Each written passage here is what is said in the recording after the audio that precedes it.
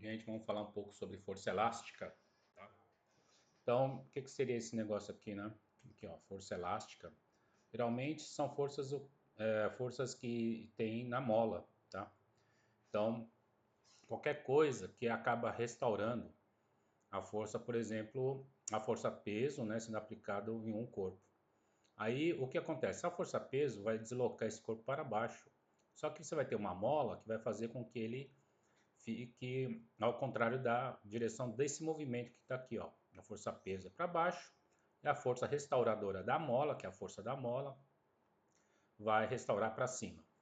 Então, sendo assim, nós temos o quê? Uma força elástica, que está aqui, é igual a força peso, tá certo? Quando ele estiver em equilíbrio. E esse aqui, ó, é quando ele está sem um corpo. Então, a mola sem um corpo, tá certo? Ele está nesse deslocamento aqui, ó, x igual a zero. Só que quando ele se desloca para baixo, deslocou x, né? E é diretamente proporcional a esse x. E nós temos aqui uma constante k, tá certo? Então, e esse negativo tem a ver com o quê? Com a força restauradora, porque ele é contrário ao movimento, tá certo? Olha só. Então, o que que é esse k? Né? Já que a força elástica é igual a menos kx, então o que é o k?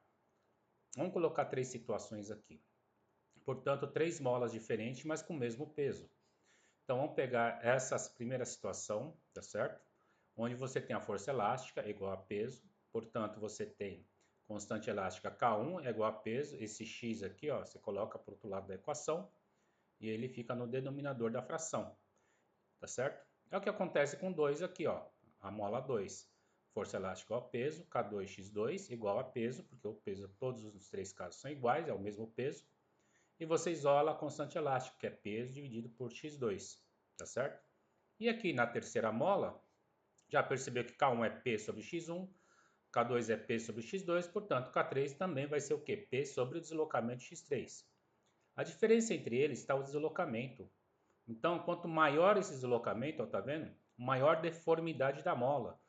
Portanto, a constante elástica vai ser menor, tá certo? Então, aquela coisa que a gente fala, essa mola é forte, tá?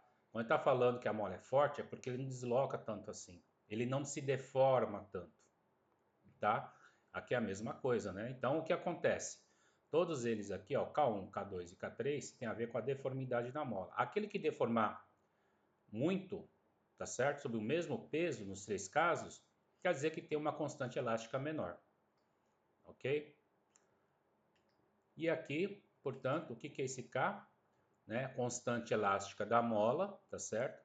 E podemos então chegar à conclusão que quanto menor o K, maior a deformidade da mola. A deformidade é o X, tá?